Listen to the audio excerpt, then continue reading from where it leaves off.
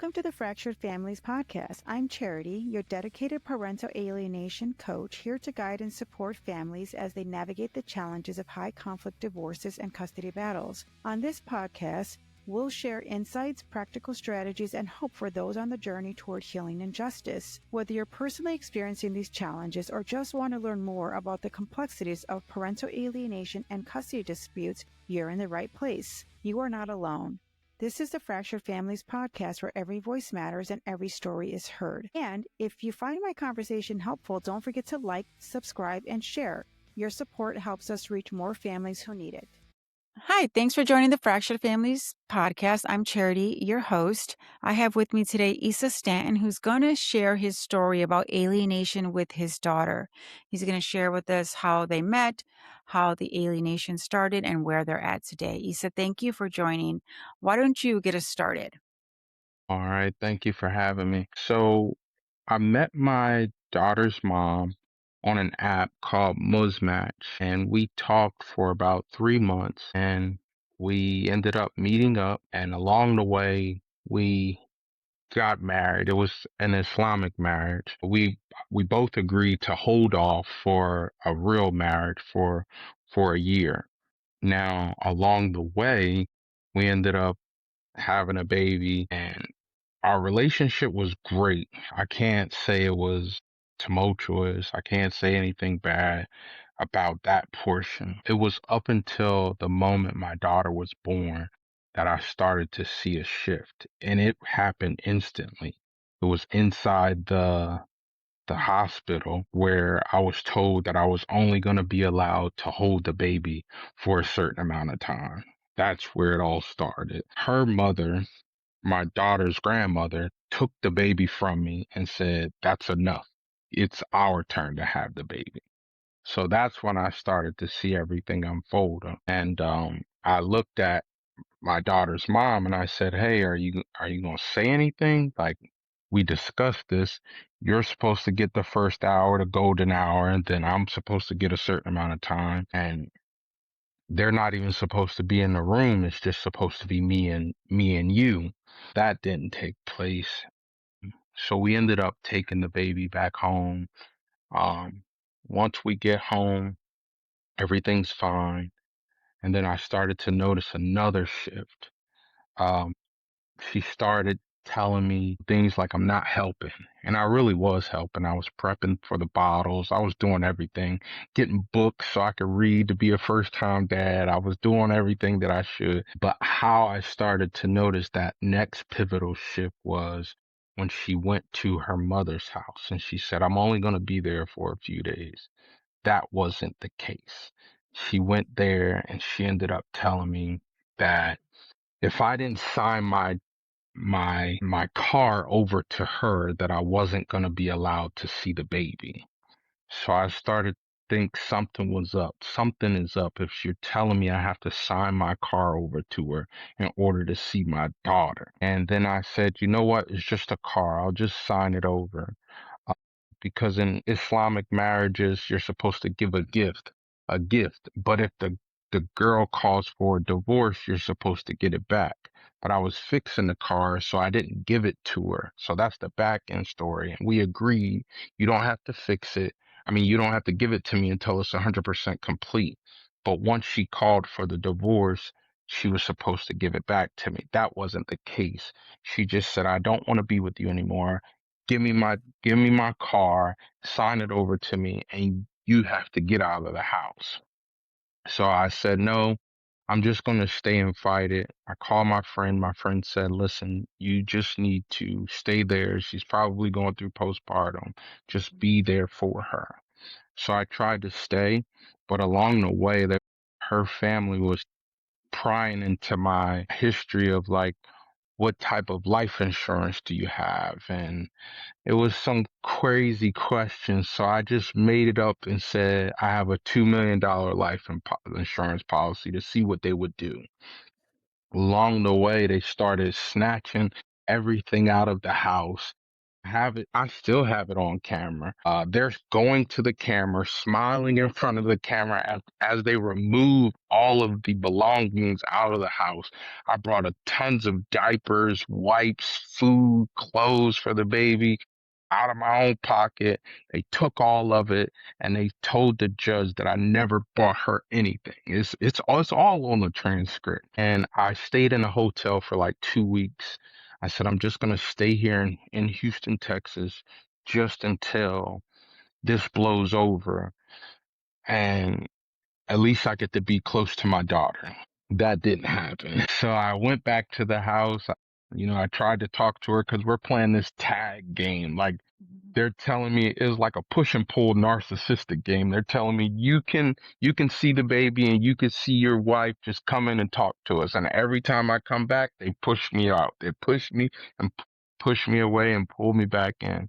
So eventually, uh, I literally just said, enough's enough. I'm going to call my friend from Dallas to drive up here. He drove up 4 hours and we cleaned out everything that was in the house that was mine, took it to a storage facility.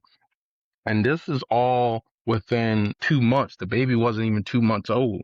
And I'm already being put out of the house, being told that I'm not a good father. I'm not anything. I'm never going to amount to anything. And it was a lot. And this is by her and her mom and her mom's husband. So it's 3-on-1 and I'm the only person that's there. My family's in Pennsylvania. So my friend drives up from Dallas and helps me put my stuff in a storage unit. And as I put the stuff in there, he says, "Are you sure this is what you want to do?" I say, "Yes, this is exactly what I have to do because I can't see my daughter. I have to go back to PA, save up some money so I could pay for a lawyer." So that's what I ended up doing. I had to pay for a lawyer just to see my daughter. And let's just say that law firm is called Chimp's Law Firm. I thought she was great, I thought she was great. And eventually, she didn't even show up to the last court hearing. I was stuck with a random person, and I said, "What's going on?" So $14,000 down the drain, and all I get is 3 video calls a week. No, no physical contact with my daughter, no anything, because the mom made up some story so I couldn't see her. I had physical visits. I was able to get her once a month, and I was able to, that's through the courts as we got through the legal procedure. uh, it it expanded about a year, and then we get to the final court hearing, and they do everything that they have to. I'm sorry, it's just a lot to just even think about it again. It's a lot. We get to the Let final me ask court you a hearing. question.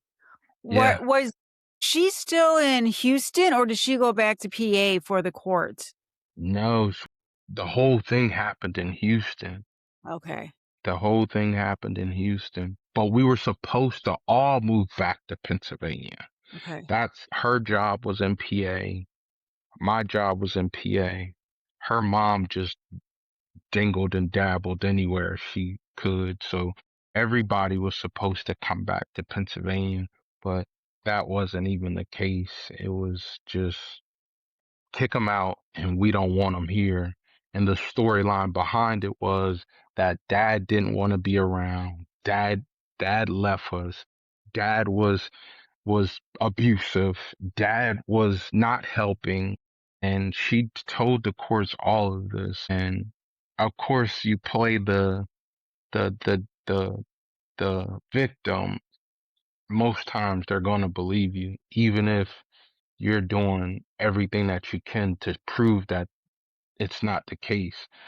I came down there, I would buy toys for my daughter. She would throw them in the trash. I tried to get my daughter's ears pierced because the CNA told me that it's best to get them done while they're younger because if they get older, they can get infections faster. She took the earrings out and told the lawyer that I paid. I brought fake earrings to put them in her ear. So she's done a lot of spiteful things. I actually had to wear a video camera, and none of that footage was shown in court. Nothing was shown. My daughter's mother, which is the grandmother, she punched me in my chest. My current wife was on the phone. Uh, she heard me say, "Why did you hit me?" It was a lot that went on, and all of that for 3 video visits a week. I don't think that anybody should have to endure that. But the icing on the cake was because they left the house and the way they did it and everything was so calculated, I started to think, was it done before? Right? So I went on a research to find her ex-husband, which is my daughter's mom's ex-husband. And long and behold, he said, "I'm so glad that you reached out because I get to tell my side of the story. And this is what happened to me." So now he's telling me every single thing that I'm going through and how they would tell him, "You can't see her unless you bring us money. You can't do this unless you do this." So it was like a romance scam, and she's from Morocco. So everything was like a scam. Once I followed the trail of who she was before me, I started to notice the trend. And for me, I just was like, I don't want any other man to have to go through and deal with her on that basis. And it happens again. So he told me some very gruesome things. And she told me that he tried to commit suicide and that's why they split. But that wasn't even the case. The case was they scammed him out of money, and then she came and scammed me out of money and scammed me out of a car and a baby, and now she gets child support for something that she shouldn't even really have in her possession. She lied so many times. She told me that I abused my daughter when she was in my possession. She told me that I told her brother that she got a scratch on her back because she was inside of a car seat. And I told her brother that she went to an amusement park and I had to take a Velcro strap and put it on her bathing suit so it wouldn't fall. And it just scuffed her back. And she made it seem like that was the case for abuse. And my current wife now is just looking at it like, you were a great father and the courts just believed anything that they could for you not to be in that child's life, and they don't even know your side of the story because nobody cares about your side, and your side is you got scammed, and people need to hear that. So So the sad thing is these moms and dads, in cases of alienation, they know that the minute they make false allegations of abuse toward the child, that the courts are going to rule in favor of that parent that is making the allegation. It's kind of like strike while the iron's hot. That's what they do. They get in there before you even have a chance, even if you filed first. And of course, if you did try to contest after the divorce or during the divorce time for parenting, and there's a chance that you're going to get it, they automatically start to make those allegations because they know it's going to minimize your chance of being part of your daughter's life. yep. So you had all the footage, you had the recordings, the court wouldn't accept it? My lawyer told me that that wasn't sufficient evidence to bring to the courts to have them consider anything in my favor. So, no, it wasn't shown. And I had a crap ton of evidence. I recorded everything from the moment I walked it, like I got out of the car to get my daughter, I recorded it because I knew what type of person I was up against. I even told my lawyer what was going to happen because my therapist was warning me about the person that I was dealing with and how they were going to treat this whole entire process. And I would take that information and tell my lawyer, this is what we have to do to get in front of it. Her lawyer, I think her lawyer did a great job. I won't talk down on her, but I think that she was very sneaky and manipulative. And I, I think that she had a way better network than my lawyer did. So I think that she pulled some strings based on that. And sometimes you can put money in a judge's pocket and nobody would ever know. You can tell the lawyer, you can make back end deals with the lawyer and nobody would ever know. Because I even questioned my lawyer and said, well, who are you actually fighting for? Because some of the stuff that you should be doing, you're not doing. And all she could say was, I'm on your side. And I'm thinking, well, if you're on my side, then how are you letting her get away with this stuff? Because her grandmother's dropping the child off because she doesn't want to be on record with anything. That's a protection thing. And the grandmother's causing more conflict than anything. So everything that they were doing was meticulously done. Sometimes it seemed like as I told my lawyer something would get corrected by them on their part. So I would question her based on little things that I would tell her. And I just don't feel like she did her best to fight for me at all. At all. And I told her, I said, you know what? I said, the amount of money that we're paying you and the amount of money she's paying her lawyer, because she threw in my face, well, I don't know how your child's mother is going to be able to afford this. Her lawyer's like $700 an hour. I said, you know what? The amount of money that I'm paying you and she's paying her. I said, we could probably put my daughter that money aside to make sure she can have her first and second year of college ready. And she said, you are right, but that's not how it works. And you got to fight to see your daughter. Just like this whole It's a system's rigged. scam. It's a total scam. It's rigged. So what we find is that so for a parent who's fighting for their child, the challenge is that you hire a lawyer. They say they're going to fight for you. They don't. You go pro se, and then the judge criticizes you for being pro se because you don't have the legal skills to correctly fight in the court of law. So what these lawyers do is when you think about their situation, they're all family law lawyers. They're all friends. They all know each other. The judges know everybody. There might be a case that is more important in their eyes, right? Hmm. There might be a case where they feel like they need more leverage. So this is what they do is they negotiate. Like you said, I'll do Hmm. this for you on this case, but this is what I need you to do for me on that case. Yep. And guess who suffers? You, your child. You guys suffer because it's a backhanded, favor between these lawyers. But what are you supposed to do? Spend years practicing the law to defend yourself? And a lot of parents do it because even after many parents like yourself who are fighting and fighting, they don't get the parenting time they deserve. They just keep going back and they keep going back. But it's years and years.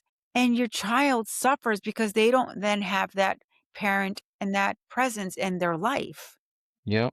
And I can definitely agree with you on that one because right now I've filed two motions inside of my case. I filed a habeas corpus to figure out Mhm. why am I Mhm. not being able to see my daughter. They rejected it almost every time. And even when it got to the point where we can have an actual court date to go in front of a judge, they were canceling it. They were canceling those dates. And I tried to get mom served. Mom can't be served because she won't even open up the door. She won't do anything. So it's kind of discouraging to a sense because you want somebody to help. but Mhm. you can't keep footing the bill.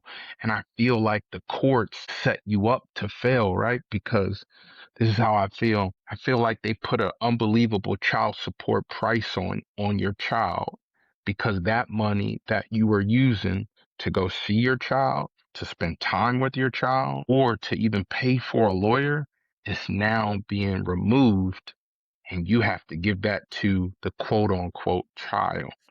So it's a huge bankruptcy scam, I feel like. And for a state, I always wanted to tell somebody this. Texas gets almost 66% of their funds back when they collect an abnormal amount of child support, right?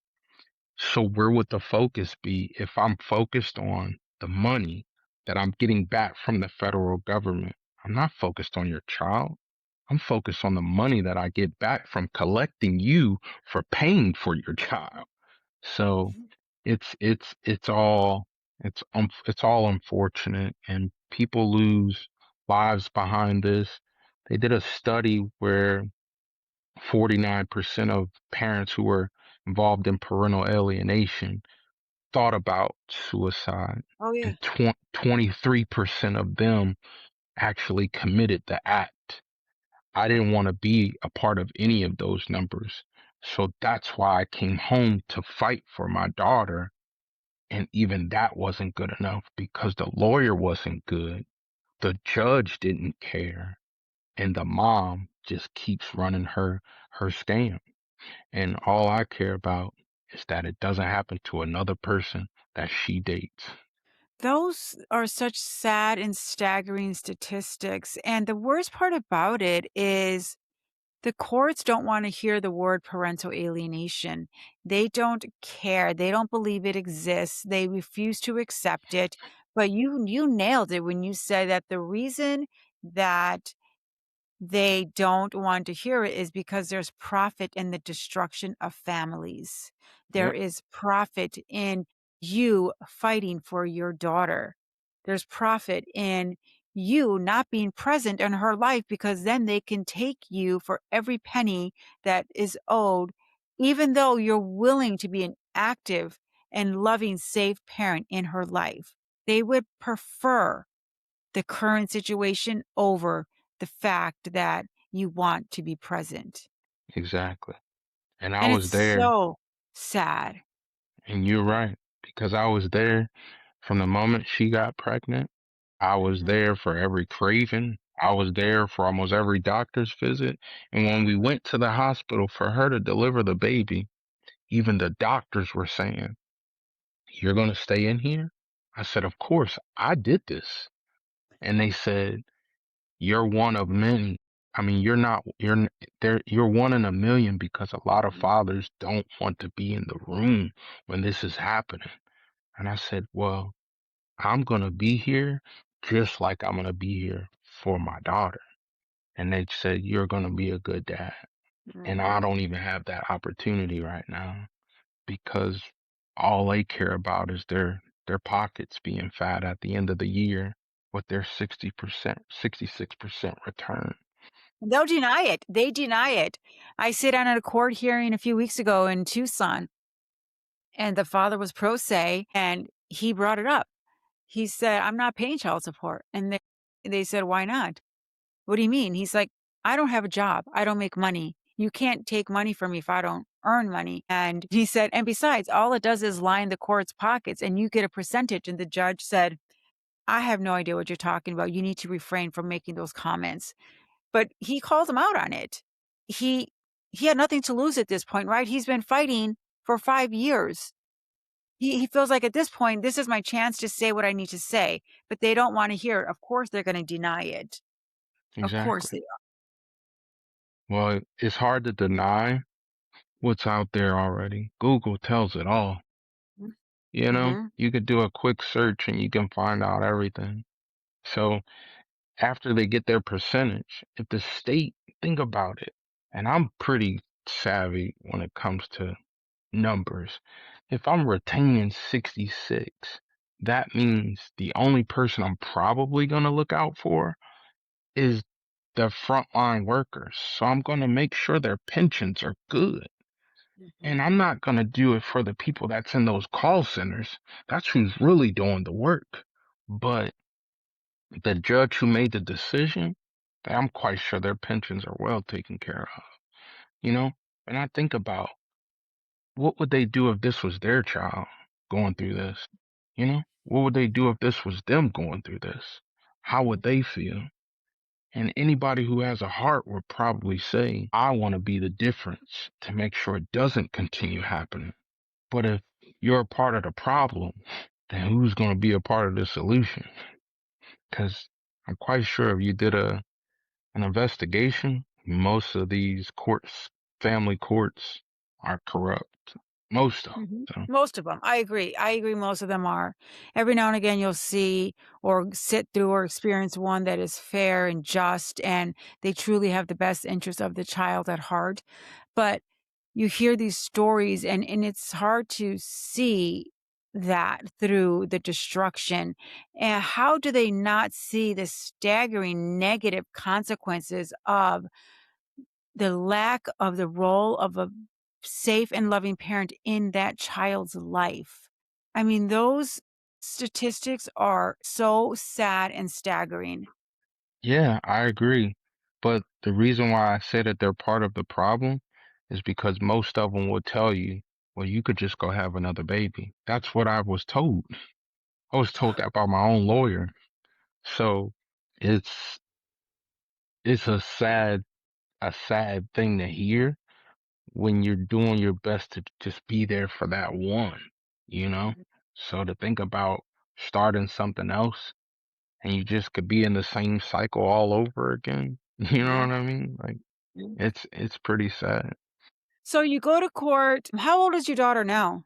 Right now she's 2. She'll be 3 in December, So when was the last time you saw her? August of last year. And Physically, from physically. physically, during that time, you still had your parenting time. You would at least see her some of the Once a month. times during once a month. Once a Yeah, month. they gave me once a month, and every holiday. So like a week for certain holidays, and her negotiation for the summers where you can have her for 2 weeks for June and 2 weeks for July. That's what she wanted, and the courts gave it to her. And at the time, we were practicing Islam, right? And she said that I couldn't have her for our most religious holiday. And I can't already have her for like, I can't have her every day. So the holidays that would be meaningful, she said, I don't even want you to have her on that. And her reasoning behind this in the transcripts, if we pull them, was because she said that I didn't marry her legally. But we didn't even complete a full year of being together. It was coming up and she jumped the gun, and that was what we came about. And I honestly feel like if I would have gotten married, it would have been worse. That's how I feel. Because if she was able to do that with just my daughter, imagine what she would have been able to do if we were actually married legally, you know? So So is she single still? I have no clue. I only worry about my wife and my daughter. And so you have no idea if there's another person in your daughter's life because you have no information about that. And the courts just think that's okay. Yeah, they do. I can't ask her mom because she doesn't want to have a conversation, you know? And there is no conversation that we can have that's adult like, or if I, and I used to tell my lawyer, I would tell her the only way I can get something out of her is if I disrespect her, and I'm not willing to do it. It's like when you know a person's weakness, that's when you really could say, this is what I'll do to get back at her, or this. And I wasn't one of those people. I would tell my lawyer, I'm not going to do anything to hurt her feelings intentionally. Like, if we argue, that's perfectly fine, but I'm not going to do that. Now, could I speculate and say whether she's talking to somebody? Of course. I found paperwork in the house when we were living together that says that she was trying to talk to another person and what that person was going to pay in order to be with her. So it's I all can about only money. It's a total scam. That's what I believe. I believe it's a total scam because she didn't have a reason for me not to be in my daughter's life. And as I told you before, when I talked to the ex-husband who lives in Minnesota, she moved from Minnesota to Houston. Why? Because nobody knows her. So when I spoke to him, he informed me of everything that he went through. And it was just so similar to what I was going through, all without a baby. And that's what he told me. He said, I went through everything you went through just without a baby. So what are your plans next? I know you filed some motions. Are you Yeah, go ahead. are you planning to go pro se and do this yourself? So yeah, we're trying, but I Mhm. can't get any paperwork to go through. They all get rejected and say that I'm not filling out the paperwork right. Even if I am filling it out right, it's a mess. I'll call and they'll say, well, you just need to do this. We do that. It gets rejected again. It's it's hard to do it on your own. I won't act like it's not. I act like it's easy. It's very difficult. And all of this just because you just want to be a parent. You and here's the sad part about it is most parents that do end up having to settle or accept a parenting plan that they have, it's because of finances. You're paying child support, you have minimal parenting time, and now they want you to go in and contribute to this fund to continue to drive that business, and you walk away with the same thing. Pretty much. But yet you spend another 10, 12, $14,000 and you still get visitations via video and parenting time via video. That's not parenting time. It's how can you consider that acceptable? How is the videos when with your daughter when you do see her? That's also pretty interesting because me and my wife talk about it now. They put a TV in front of her. They put it on blast. So she can never pay attention to me fully. And a lot of times I'm watching from afar because that's all I can do because she'll just sit there. I can't really interact with her as much as I want.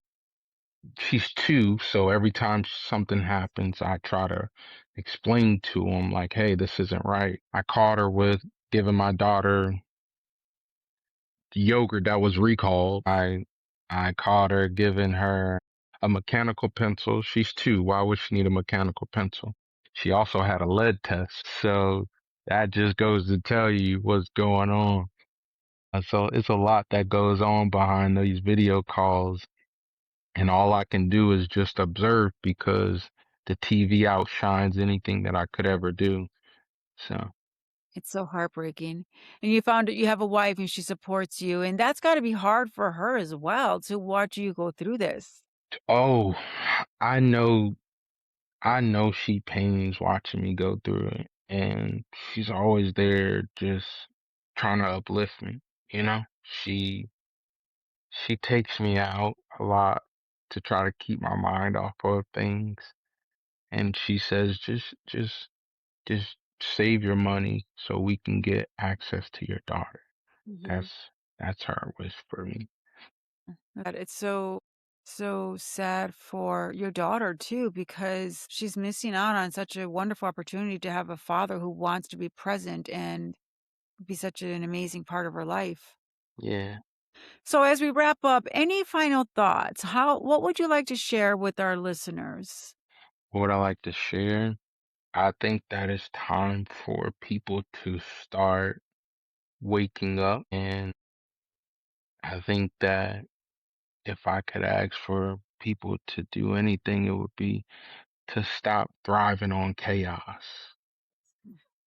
Because that's what we thrive on. We thrive on chaos. When we look around us, everything is the wars, the illnesses, the money is made on the chaos. I think it's time for people to start making money on things that actually are right. You know, that's what I would love for people to take away. And don't stop fighting for your child. If you really want to be there, don't stop fighting. It's important. And my daughter may not realize it right now, but eventually she'll say, my dad showed up 3 days a week. That's all the court gave him. And he showed up. He tried to do it and he tried to make fun with me. So, and if I could have somebody out there that's listening who has access to a lawyer, I would love for them to give me a call so we can talk or reach out to me so we can talk on Facebook or something. Well, thank you so much for sharing your story and for being so vulnerable. And have you heard of Robert Garza? Yes, yes, I've Okay. heard of him. I follow him. Okay, good. Because he's doing a lot of stuff in Texas too.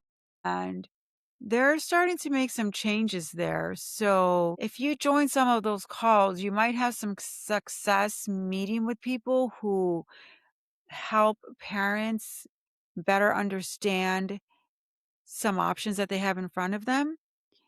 But I would say continue to follow him. And absolutely, as this gets posted, I'll put your contact information. And if there's anyone that has any resources, make sure that they reach out to you and assist you. Yeah, I appreciate it. I would love to sit down with Kim Paxton too to figure out some real parenting strategies Mhm. because it's a lot of parents out there who actually want to be there, but the courts don't see the manipulation behind it. And it's unfortunate in my situation, there's a scam behind it and we don't even see it. Nobody's there to see it. So I wish I can talk to him so we can get something really figured out. And I Well, appreciate everything that Robert's doing. I do. And I at some point I want to be a part of it too.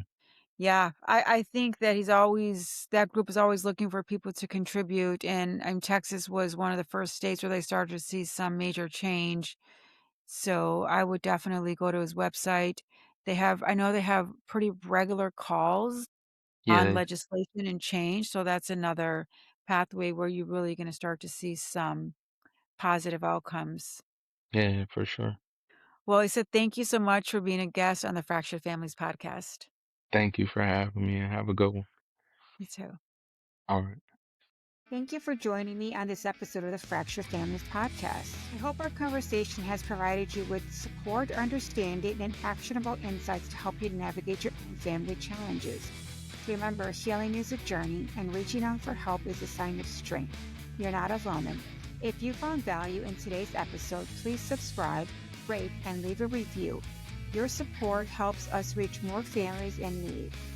You can contact me on social media at Parental Alienation is Real and visit our website for additional resources and ways to get involved. Stay strong, stay connected, and keep fighting for the family bonds that matter most. Until next time, take care and stay resilient.